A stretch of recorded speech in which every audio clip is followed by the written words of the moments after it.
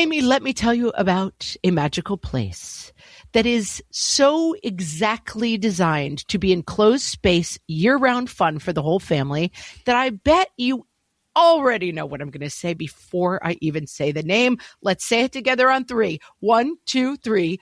Great Wolf Lodge. You got it, Amy. My kids loved Great Wolf Lodge when we went. You probably already know that it has a huge indoor water park with a wave pool, lazy river, a bunch of massive water slides. But then your pack can hit the other attractions because, wait, there's more. Great Wolf Lodge has adventure-packed attractions like Magi Quest, a live-action game kids can play throughout the lodge, plus the Northern Lights Arcade. Spent some quality time there, so your kid who loves the lazy river and your kid who loves fantasy games will both have a great time. Great Wolf Lodge also offers great dining options and complimentary daily events like nightly dance parties, all under one roof. Unpack the car once and you're settled in to have fun. And with 22 lodges across the country, you're always a short drive away from adventure. We've both had such great times at Great Wolf Lodge, so bring your pack together at a lodge near you. Learn more at greatwolf.com and strengthen the pack. I hope people have fun photos because I don't. What fresh hell? Laughing in the face of motherhood. When I get an email from the teacher being like, your kid's failing school. With Margaret Abels and Amy Wilson. Just boil corn for 3 minutes. A podcast that solves today's parenting dilemmas so you don't have to. Okay, the snow globe might have been a little much.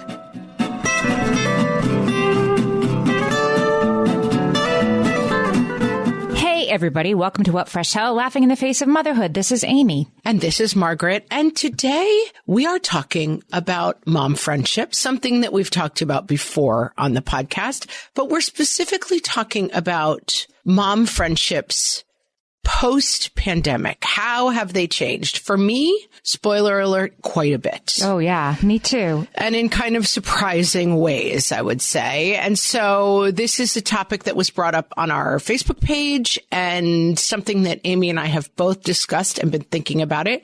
And so we're going to talk about it. But first, Amy, we're going to do mailbag. Nice. Oh, yes. Wait a minute. Time for mailbag. Wait.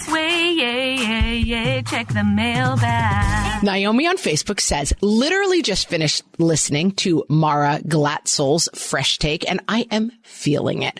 One thing that really struck a chord with me on this one, to the point that I pulled my car over and put my four-ways on so I could jot it down, was when Mara said, if my needs mattered, someone else would prioritize them for me. This resonated deeply, and it gave me the motivation to do something for myself that I've been putting off for years.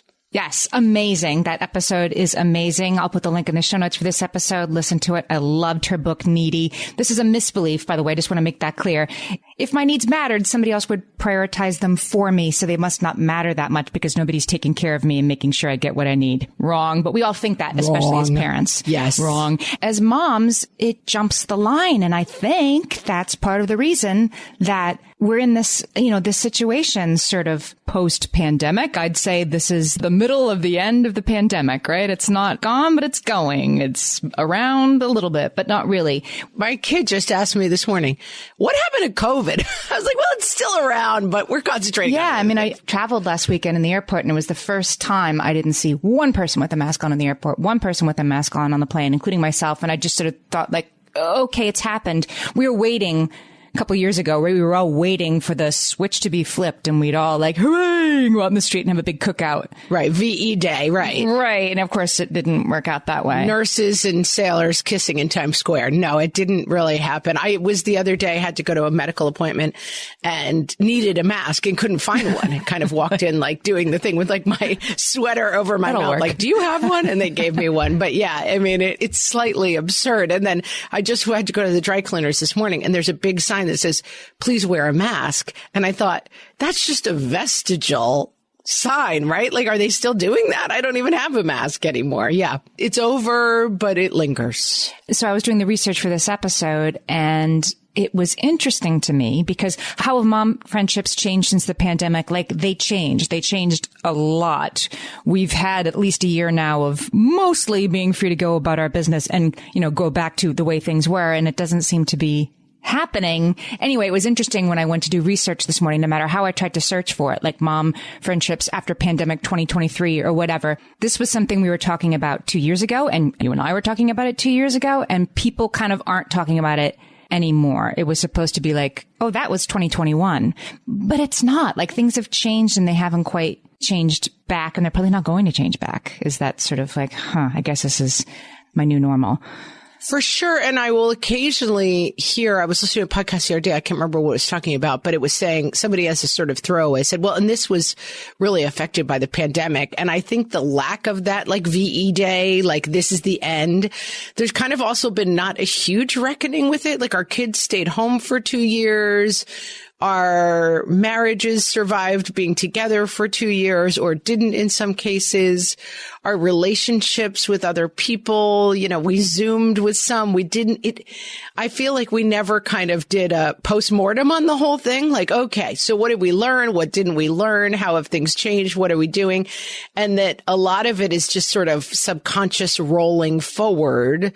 And like, okay, forget about that. It's over, but no, like, what happened there? And what are we doing? And are we working from home because we want to, or just because we started to? Like, right.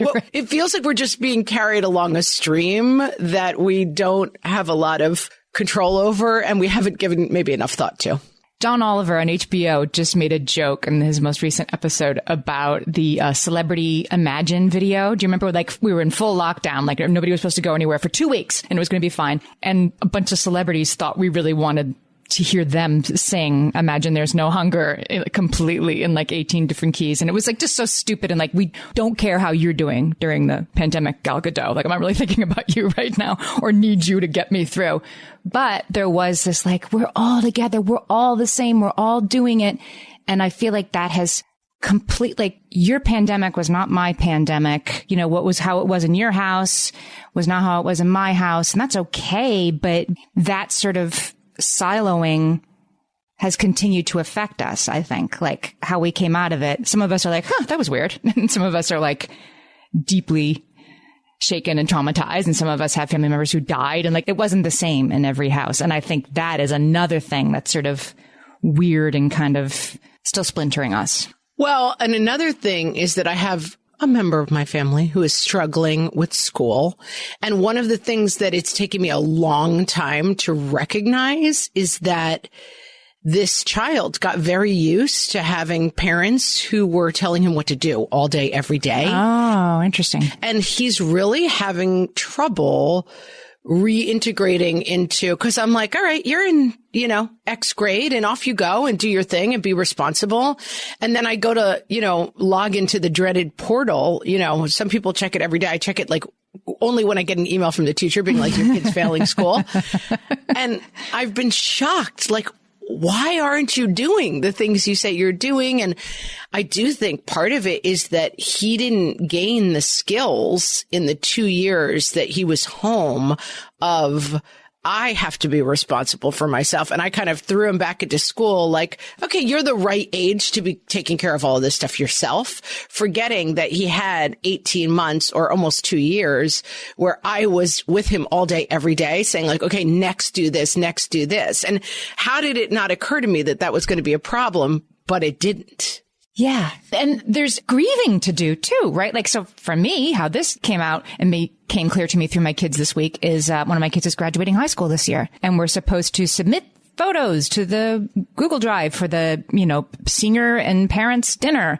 There's going to be a slideshow. Oh my gosh, fun. And I honestly sat down like, okay, I'll find some fun photos of high school times. Talk about, like, I was so angry by the time I finished because freshman year, here we are. Like, again, like, this is cute. This is fun. He's sitting at home at his desk doing school, right? Like, in my photos in March 2020 are like 2 thumbs up with, on Zoom school. And then there's just sort of stops being photos for months because we all had COVID and it was terrible. And then there's like, here we are, like, on the sidelines of his game with masks on. It was just, that slideshow is going to be tough. I hope people have fun photos because I wasn't allowed to be in his school.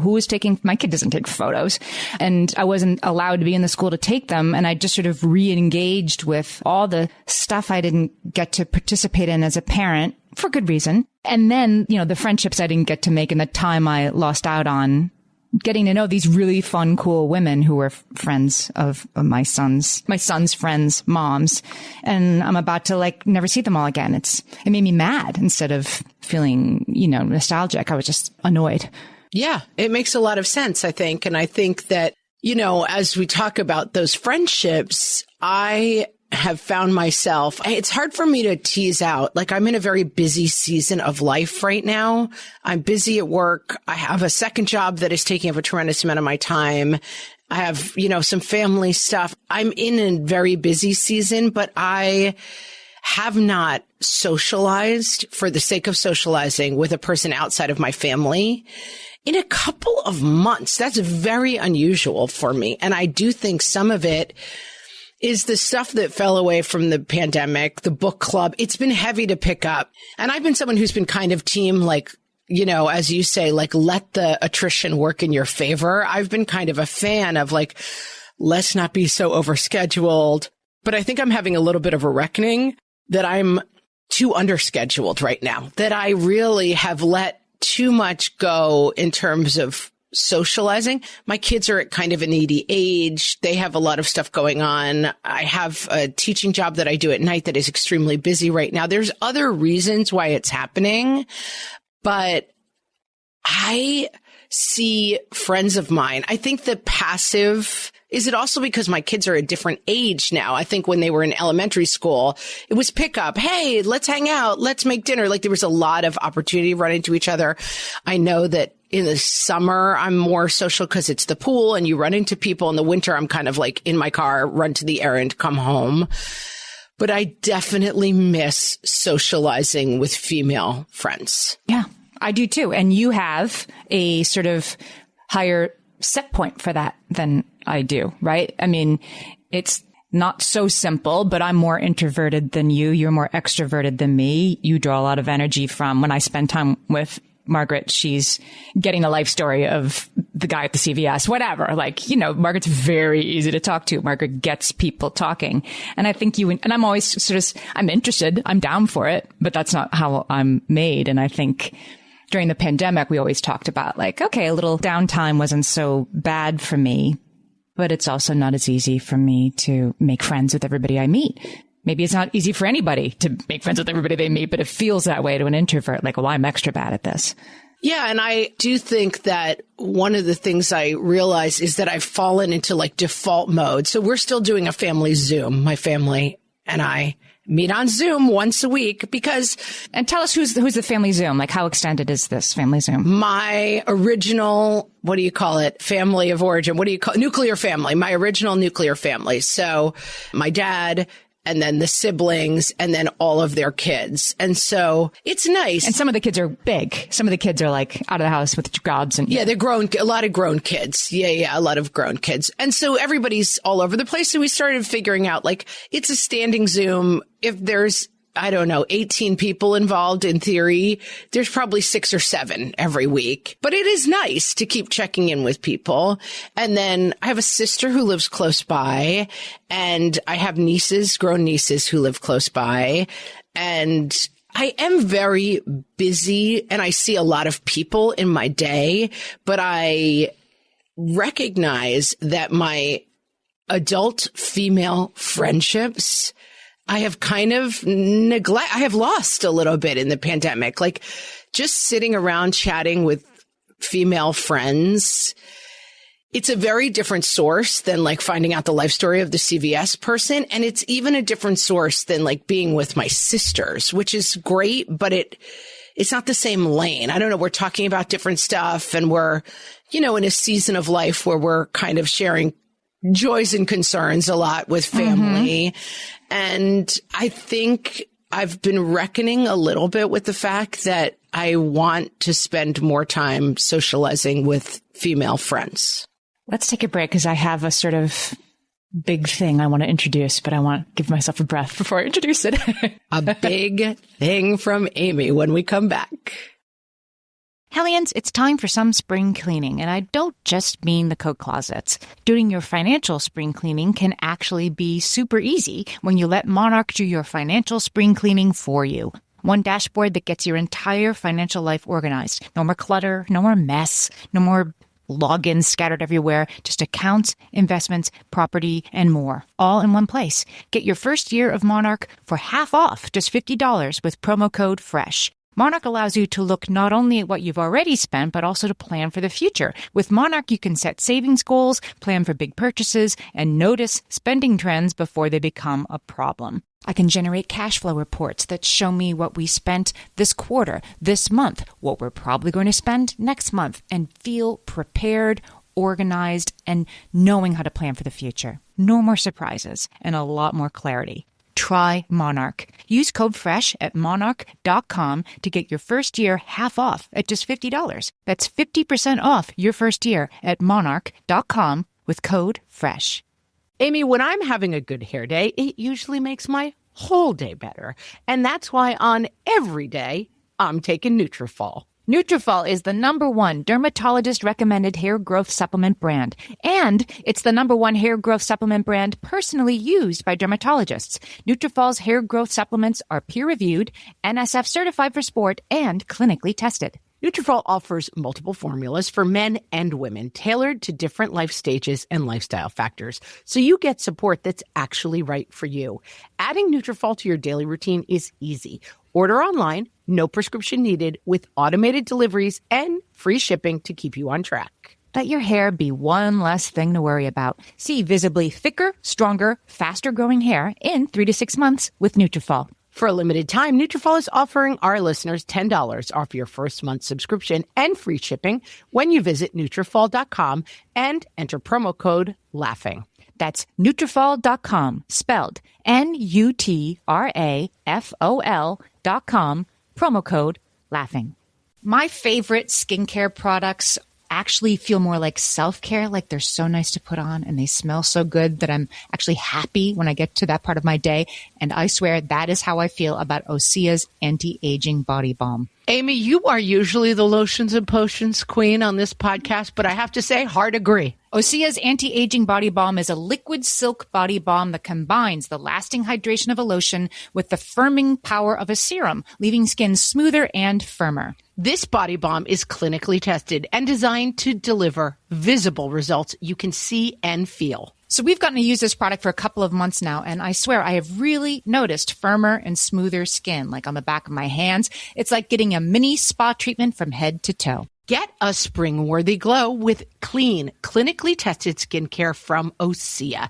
And right now, we have a special discount just for our listeners. Get 10% off your first order site-wide with code FRESH at OseaMalibu.com. That's 10% off your first order with code FRESH at OSEAMalibu.com. All right, you ready for my big thought on this? You know, I am so ready. It better be big. maybe it's not that big. It'll be like when I said, just boil corn for 3 minutes. And you're like, that's not a life-saving corn tip. It's a life-changing corn hack. No, usually on this podcast, we love to be team, it gets better. It gets easier. It gets, if you're listening to this with twins who both have ear infections and, you know, and the upstairs toilet is leaking, like it'll get better. It'll get easier in your life. And here is the one arena that I can think of, I'm sure there's others, where it's getting harder. As kids get older, the opportunity, that sort of stand around chit chat that you do, or the drop off line sort of peripheral contact that I had, that I counted on. You know, I skated on that for a long time. And then there was the pandemic. And then I didn't see those people for, 2 years, some of them. And then during that time, I mean, my kids are older, so I had kids graduate grade school, graduate high school during that time. And it's gone. It's not coming back. And now I'm like, well, I'm just going to go out and make friends. Okay. I have a kid graduating high school. I have a daughter who started at a new high school where I know almost nobody, and it's New York City. So it's much more anonymous. It isn't like, oh, I recognize these people from church. It's completely, strange group of people to me. And it's just not as easy as it used to be when I had to take her to ballet class 3 times a week and I said hi to the same nice mom. Yeah. I just counted on that and that goes away. Sat on the sidelines or you were at the birthday parties where everyone was gathered. Yeah. Passive socialization, I'm going to call that. And I think that is really true. And I think that I graduated out of passive socialization during the pandemic in a way that I did not recognize. That thing of like, well, we'll all just see each other because and also my kids don't play sports. So like, this is the place where that passive social, like I know friends whose kids play baseball and they sit on the sidelines for, 8 hours on a given Saturday talking to each other. So I don't have that. And so, yeah, I don't really see people in passing. I mean, I run into people sometimes at the grocery store, but it's like, as I'm, juggling my milk onto the cashier's thing, I'm like, hey, how are you? It's not exactly, as you say, deep work. It's not deep socialization. I saw my pediatrician yesterday. I was taking a walk, listening to a good book while I was taking a walk. And I see my kid's pediatrician, who, I used to see all the time. And she's, an amazing caregiver. And now I see her, like at their annual checkups, and so anyway, I pass her. She's walking her dog. She pauses her AirPods, like, how are you? And I immediately start into like, everyone has to pause their AirPods first. Yes. Right. She had to pause her AirPods. How is everybody? First of all, she couldn't exactly totally place me. Like she knew me, but I was like, I'm like so-and-so's mom. Right. It's the classic example of she sees 40 people a day and you only see her. Yeah. So it's harder for her to place you. Yeah. Right. And she's loomed very important at different times in my life that whatever she said, like she was going to make everything okay. And then like it did work out okay. So I think very highly of this woman. And she was like, and you are? Anyway, I immediately sort of launched into like, oh yeah. So anyway, yeah. So this one's in high school now. And this one, it's hard to believe. And this one, yeah, they're doing okay. But this, like giving her like the rapid fire, and I could see her sort of blink, blink, blink. And then I'm like, stop talking about yourself. And I said, how are you? How are your kids? And she was like, good. I'm actually talking to my daughter right now about what she's going to do this summer. And I was like, oh, I'm sorry. It was fine. But I was like, finally, like somebody I like. Hi. And I tried to talk to her and she just was like, I'm on the phone with my daughter. Crazy, needy lady. Yeah. Yeah, I was somewhere recently and you're reminding me of it, but it was like a social situation and I was very aware that I kept kind of backing people into corners and I was talking to them and I was like, oh, I have to let this person escape from me. Like there is a little bit of like, as my sister used to say when I was dating, you want to hide the hot, burning lava volcano of need from people until a couple of dates in. Like you just do not want to reveal. You don't want to lift the lid on the lava of need volcano until like 2 months in. And she'd often be like, I think you showed the lava a little too soon. And I think there's a lot of social lava right now where you're like, hi, friend to talk to. I mean, some of the skill that you talk about of getting people's life story, I definitely developed when I had 3 kids under 4 and I never saw anyone. So the bank teller, I was like, hi, bestie, what's going on? I mean, I could tell you the life story of every single person I interacted with because I could not keep a lid on the volcano of need. I was just like, hi, tell me everything. What's going on? Right. I had a cashier at the grocery store, her daughter's problem boyfriend. I was so deep in, I knew the whole situation. Every time I saw her, I was getting an update. But it was like my only source of humanity. Yeah. I'm so glad to hear you say this because I feel the same way too. Like, what is friendship? Like, how do I put your friendly face on? And a friend of mine, somebody who I like very much, I see her once in a while. She did an event, which is, you would think like, this is the antidote to this. And maybe it is. She did around the holidays, like a wreath making thing. Like she paid for it. We went to her apartment. We all had a glass of champagne and then we sat down and we made, using like real, evergreen stuff and holly berries and stuff. We made wreaths with like a florist showing us how to do it. And I didn't know anybody there except my host. It was her friend from business school and whatever. So I chatted with these lovely women, went home with a beautiful wreath and felt so fulfilled, right? Like I felt like I just had the finest dining experience of my life. I couldn't tell where that story was going. If it was a nightmare or fun, it could have gone either way. Oh, no, it was totally fun because it didn't matter. You're just doing it for yourself. But it just sort of was like, oh, cool, interesting people. Let me sit down. It wasn't easy, but it was amazing. So afterwards, I know I'm supposed to send her a note, right? I send her a note. I buy her a snow globe. I see it in the store because it was right around Christmas. I buy her the snow globe. I write a completely, probably over the top, treacly note, handwritten. Okay. About, Amy's SAT words, treacly means overly sweet. Yes. Yes.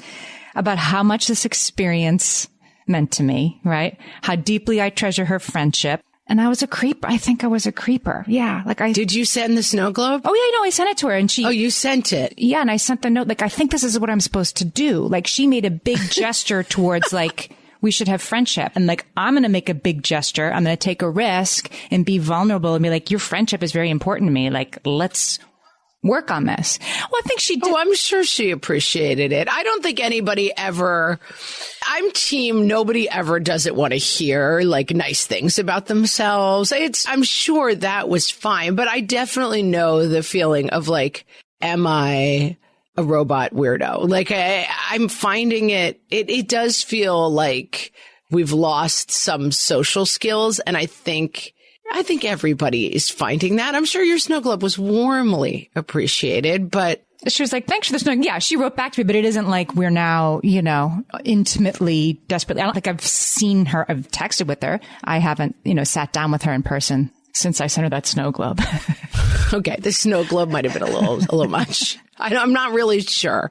I'm sure it was received in a lovely way, but yeah, I also find that I both crave social connection and interaction and dread it entirely. And we recently had something that we were supposed to go to, and then we went on the wrong night. Okay, we'll go the next weekend. And then one of the kids was sick. We couldn't go. And my overwhelming feeling was relief. I don't have to smile and talk to humans, because although I am very extroverted, I also have a slightly talking to humans is exhausting lane too. And yeah, because I'm working now, we now work with a team of, 6 or 7 people. So we're talking a lot of the day, you and I, to people. Yeah. Yep. And then I'm directing a play at night, and that's, 15 people in a room. I have a lot of people, but I don't have a lot of social connection, I think is what I'm realizing. And I'm confused by this feeling of why aren't I talk to people all day long. That's all I do from 8 a.m. I talk to my husband and my kids and get them out the door. Then you and I talk and we do business. And then I talk to people all night at this play that I'm directing, but I'm not sitting around and chatting with people. I'm solving problems all day with other people, but that's quite different than sitting and having a beer with friends and chatting. I figured this out. And that's supposed to be the easy part, right? The part where you're sitting on your back porch with your friend down the street and, having a beer and watching the kids run around or whatever. That's supposed to be the easy part. That's the part that's no work, where nothing's required of you, where you can just totally be yourself. It is come as you are. It's one big, deep exhale of belonging. Yes. And instead it's should I send her a snow globe? Should I text that nice woman from yoga class? It just feels like more work. It's more work. Yeah. And I don't know what that is about. I have a book club. I love everybody in my book club. I don't even have to host. It's just going. I mean, I'm supposed to host, I think, at some point, which is that I understand why it's overwhelming. My house would have to be clean and I would have... there's the rub. I would have to figure, forget that. That's obviously a nightmare. But even just going, I don't know. It feels exhausting to me. Socializing in that way it feels like exercise. I know I'll feel good if I do it, but I don't feel unbelievably called to take it up. We did a Fresh Take with Kat Velos. I'm going to put the link to that interview in the show notes too. And she has a website called We Should Get Together, and it's all about friendship. Yes. Yes. And we talked in the episode, she calls it decreased social stamina. And this was at least 18 months ago, how the pandemic had given us decreased social stamina. So there was a name for it that she gave it. But unfortunately, I still have decreased social stamina. And maybe it's slowly realizing I'm not as fit as I used to be. And this idea that I'll like get more fit just as soon as like fitness is just around the corner for me. Like I just have to finish the book. I just have to do this. We just have to like do this with the podcast. And then I'm going to get back on doing my sit-ups all the time. And like, no, I'm not. And I'm less fit than I used to be, and make peace with that. Don't be like, well, I'll get back to that half marathon one of these days. I think I've decreased social stamina, and it's probably not increasing. I think that's possible, but it's also, I think that I am realizing right now that like exercise, I've put it to the side and it doesn't make me feel better. Like I don't guilt myself of like, oh my God, I need to get my bikini body by summer. But I do realize that if I don't exercise, I'm stiffer. I'm not as flexible. Like exercise is good for me. And so I fall into this phase of like, well, I'm too busy for that. I'm too important to exercise. I'm clearly have too much to do. And then I think that this parallel to my social life is actually apt because I'm similarly in the same mode. And it is the fact of like, my kids, like, oh, their moms would drop them off to play and stop in and, oh, have a beer while you're here. We did a lot of that kind of socializing, and that has not come back since the pandemic. And I miss it. Yep. But I have some ideas, Amy. Let's take a break. Oh, good. I have some thoughts. I love ideas. You know that thing where you get an amazing pair of shoes at a really great price and want to tell everyone about it? Yeah, so do we. Here at Designer Shoe Warehouse, we'll give you something to brag about, like the latest styles from brands you love, or the trends everyone's obsessing over, or shoes that make you feel like, well, you. So go ahead, show off a little. Find shoes that get you at prices that get your budget. Head to your DSW store or DSW.com today. DSW. Let us surprise you. All my kids learned to swim when they were little. It was super important to me that they be confident and safe in the water. There was only one problem with that: taking them to swim lessons. I mean, the pools were freezing. There were always cranky adults doing laps right there. And it was definitely not, for any of us, what you would call fun. Amy, heard. But now there's Goldfish Swim School. Goldfish takes a really thoughtful approach to swim lessons, combining research-based teaching with a warm, kid-friendly environment that actually helps kids thrive in the water. Every detail at Goldfish is thoughtfully designed to create a golden experience, from shiver-free, warm indoor pools to comfy waiting areas for parents to professionally trained lifeguards on deck. Goldfish uses an approach called the science of swim play, which combines guided play with proven teaching techniques to help kids learn to swim, build water safety skills, and gain confidence, all at their own pace. Lessons are designed to meet kids exactly where they're at. If you've been thinking about swim lessons or just wondering where to start, this is a great opportunity. Right now, Goldfish Swim School is offering a waived membership plus your child's first lesson free at participating locations. Just visit goldfishswimschool.com/free to find a location near you and enroll using promo code FREE. That's goldfishswimschool.com/free, promo code FREE. And now, words that mean different things to husbands and wives. From the What Fresh Hell podcast, finished. As in, the laundry is finished. To wives, this means I have gathered the laundry from all parts of the house. I have washed that laundry. I have dried that laundry. I have folded that laundry. And I have put that laundry away in the appropriate household drawers. to husbands, this means I put 4 t-shirts, a pair of jeans, some boxer shorts, and my socks in the washing machine. Then I turned it on. Odds that I remembered to add soap, like 50-50. Healthy. as in, this is a healthy dinner. I have prepared a dinner of steamed fish with lemon, with a side of vegetables and some whole grain bread. For dessert, a bowl of fresh fruit. Let's eat the rainbow. To husbands, this means I ate 2 of the carrots and 1 of the pieces of celery that came with my order of wings. Tired. as in, I am tired. To husbands, this means Whew, tough day of work. And I shouldn't have stopped for that beer on the way home. I am beat. to wives, this means I have slept about 6 hours total in the last 3 days. I have a teething newborn and an active 3-year-old. The entire world exists in shades of gray, and I think I'm starting to hear voices. My eyeballs may actually be bleeding from fatigue. sick. As in, I am sick. To husbands, this means... No, I'm dying. I have a runny nose. It might be allergies, but I feel like I'm dying. If you need me, I will be on the couch for the next 3 days. Nobody's ever been this miserable. Babe, can you bring me some dinner? To wives, this means... I have the regular flu and the stomach flu at the same time. 103-degree fever, got up at 6 a.m., got breakfast ready for the kids while steadying myself as well as possible on the stovetop. I managed to make it through drop-offs with only 2 stops to barf out the car door. Now I will clean the house and care for the baby until pickup. My fever is down to 101 thanks to my perspiring. I should be able to make it through afternoon gymnastics, bath time, dinner, and bedtime if I can manage to keep some fluids down. This has been Words That Mean Different Things to Husbands and Wives. From the What Fresh Hell podcast.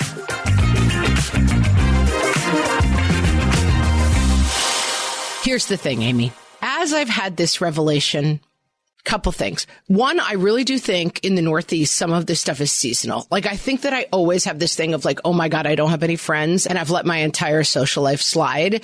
And then like the sun comes out and it's like, oh, hey, let's get together for a barbecue every Saturday night. And there's people in and out. Like, I do think that I make this mistake every year of thinking like my social life has ended and it's just winter time because it is hard. Like in the winter, like you're in boots and stuff. It's like to come in someone's house for a beer while you're stopping by and dropping off your kid involves like taking off 6 layers and like, do you want my boots by the door? And now I'm walking through like your slushy rug. It doesn't happen as naturally and easily. I have my best friend's sister lives in my town. And I always say to my best friend, God, I haven't seen her forever. And then we run into each other in the summer. It's also like when you're in like the hooded parka, like diving into your car to escape like the wind that's biting your face and then driving somewhere and rushing it. Like you just don't run into people. And then in the summer, it's like, oh, let me park here and I'll walk to all my errands. And I think socializing is definitely easier in the summer. I also think in the it gets better category, there is the thing that older kids means more improvisational plans. So my kids are at an age now where I can leave them at home. And so last Saturday, I got together with a friend, 2 couples, got together, went to the little like brew pub in our town, sat for 2 hours and played a card game together just to like talk and while away the afternoon. Because my kids were either at activities they could bike or walk to, or they were home by themselves. And that is a great gift that awaits in the future. Now, we had to plan that out. I have an amazing card game. I tried to turn you onto it, but I think we got interrupted when we were talking about it. Here's my tip. The card game, The Mind. It's called The Mind. I am not a game person. My sister and I always joke that she's like... Link in the show notes, guys. Yeah, this is going in the show notes. My sister always jokes because she and her kids and her husband love to play the game that's like, you roll the dice and then you trade your wheat and the wizard and the this and then you get the power. And I'm like, I'm already dying. And then occasionally I will try to join them and they're like, why would you use your wizard card now? You have plenty of wheat. You don't. And I'm like, I hate you all. It's emerald level. Right. right. I hate you all. Like I've never disliked you more. This is so boring and awful to me. And I hate you and your stupid wizards and never speak to me again. Let me tell you, my sister, who is my enemy because of her wizarding games, she gave us this game, The Mind. I could explain it to you. I won't right now, but I could explain you the rules in 30 seconds. Super fun to play, and it's not competitive. It's a team game. Like you all have the same goal. Oh, you're speaking my language. Because the other thing is I'm competition averse, and my husband is not. And so my husband and I, sometimes when we play games together, he gets a little too saucy for me. And I'm like, it's not interesting to me to be, now I hate you. Right. Yeah. I mean, I've often told the story of me being like 7 months pregnant. He played very competitive level tennis in high school.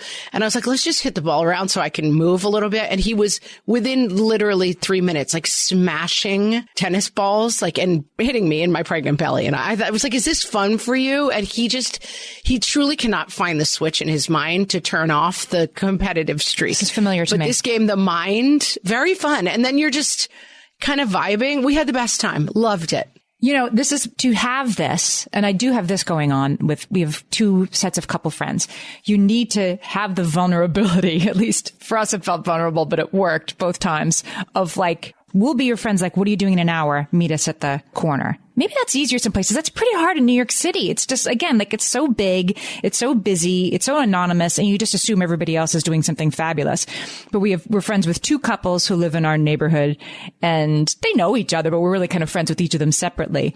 But we have with each of them the understanding, like, we're the ones you can call at 6 o'clock on a Saturday and say, like, do you guys want to have dinner tonight? Because chances are we'll say, sure. And having that person, that's been a great outlet for us to have that person, like, I'll meet you at the corner. Just that sort of, maybe people are listening, like, how did you have to like arrange that with somebody? But I didn't have that sort of sitcom, Ross and Rachel are talking and then, I don't know, and then Joey walks in. Like, that sort of like we see each other all the time. Nobody has that? No. I guess not. Right? Only people who are in cults have that. Like, only cults. Sister wives have that. Sister wives. No. I watched that show and I'm like, well, I think some people have that. Like, we live in a town where there's like I live kind of a little bit on the outskirts of town, but in town, there's definitely like people wander to each other's houses and have like people who live in closely placed houses. But that seems very annoying to me. Like, I definitely don't want Joey opening my door. Yeah. Yeah. I mean, apartment living does not lend itself to that. And I'll tell you another thing. I am a messy person and my house is often messy. And it is a barrier to me to socializing a little bit. Like, I have friends who I will stop by unannounced. Like, I'll be in town and I'll knock on their door like, oh, I have this thing for you in my car. And I go into there and they're, come on in. And their house is immaculate. And I'm always just like, I don't understand this. Like, if someone stopped by on a random Tuesday, it would look like my house had been robbed and then like tossed for items, like one of those Dateline, like staged crime scenes where they toss the whole place. As my uncle used to say about my bedroom, was anyone hurt in the blast? Like, there's stuff everywhere, So there's that too, like this feeling that your house has to be immaculate. And I often say to friends, I'm like, all right, you're my friend who can come over and not judge me for this disaster area of a house. I think there's a lot of things that get in the way of socializing. I have learned in this episode, coming into this, I honestly expected that you and I would be less in the same place than we seem to be. And so my takeaway is that it's okay that I feel like, ooh, I'm a little bit like out of shape in this way and I need to lean in because my Fitbit is not getting as many steps as it used to and I don't go places and I don't see people and I need to double down. Well, first of all, stop feeling bad that that's true because it seems like it might be a rather universal feeling. Agree. And then second, like just to be intentional about it. Like if you said to me, like, my house is messy, but do you want to come over? I would be like, now or should I wait 3 minutes? Like, is it weird if I'm like, come over in 30 seconds? Right. Or would that be too weird? And I think there might be more of that going on around me than I have understood. Yeah, it's a good watch your story. Like, everyone thinks you're charming everyone is listening to your snow globe story and you're like, I'm a social weirdo. And everyone is listening to that story and being like, only Amy could be organized enough. Because I really thought the punchline of that story was going to be that you forgot to send the note or the snow globe, which is my version of that story. Like, I buy a snow globe and write a nice note, and then I find that in 3 years. Like, that's the only way that story goes for me. And so I think watching your story and realizing that we're all feeling a little like social freaks right now, that we're all a little bit out of the game, that there are seasons where you're only socializing. Maybe I'm hanging out at the playground with a mom who I kind of know, but I'm not besties with, and I've lost touch with my close friends. And I would say right now I'm in a season where I'm in more touch with my old friends, like chatting with people on the phone and visiting with older friends. And I don't have a lot of like low planning social contact, which I'm missing a little bit, the kind of easy run in at the playground and at the gym class and like, oh yeah, let's catch up because we're both standing at the sidelines while our kids are doing this other thing. And I'm also in a season for me, of true busyness. Like, I am real busy right now. And one of the things that's suffering is my female friendships. And that's something that I can say, okay, like when this busy season, I actually know the date that it ends on, then I want to get back to that a little bit more and reach out and be more social with people near and far. And I need to recognize that talking to people for work. As much as I enjoy your company, Amy, this is not socializing. Like we're having a conversation now, but like we are work partners. Like this is not the same as socializing. And in some ways being with my family and sisters is not the same as socializing. It's a wonderful thing, but it's a different lane than socializing. Mm-hmm. And we think that like it's so annoying. We have to like make plans to have dinner with somebody 6 weeks from now. Why can't we just like roll down the block and knock on the door? Well, because you have to do the first part first. I'm thinking like you need the friends you have dinner with every 6 weeks, and then you make a plan, and then you make a plan. You need to do that work to have the friends you can truly just be yourself, and it doesn't work anymore. Yeah. And I think it's inertia too, right? The idea that like the boulder is hardest to push. And once it gets moving, it's rolling a little bit. And I think for me, that's been it. Like I have a friend we play pickleball sometimes, but it's like we've never gotten into the habit of like, okay, let's play every third Tuesday or something like that. So it just kind of ends up like, that's on my to-do list. Make a plan to play. It seems right. Figure out when I'm going to play pickleball. Right. It seems the hardest to start. And that's another good thing to remember is like, okay, this is out there and available. If not right now, because it's busy season, sometime. As I used to say, my yoga teacher who used to say, reach for your toes, someday touch them. Yeah. Like that's the thing. Like plan a little bit of pickleball, sometimes play it, like sometimes make it a habit, but just getting back, like it's good to know that like we're all feeling this sense of inertia and this tough thing about like, okay, we don't necessarily want this as another annoying thing on our to-do list. You solved it. Solved it, Amy. Solved social friendships. Did you know that we have a bookshop? bookshop.org/shop/whatfreshhellcast. That's long. I'll put it in the show notes. But our bookshop has every guest we've ever had on the podcast with a book. That's like 90 books at this point. Plus just books we really like. I just finished Tomorrow and Tomorrow and Tomorrow. I really enjoyed that. I'm going to put I'm just starting it. I can't wait. We'll have a little book club, you and me. Yeah. Book club. Really interesting book. So we put books we like, books that helped us, and all of our Fresh Take guests on there. And you can always shop there. And when you do, you support independent bookshops. We love that for you. Thank you so much for listening. And we will talk to you next week. So long.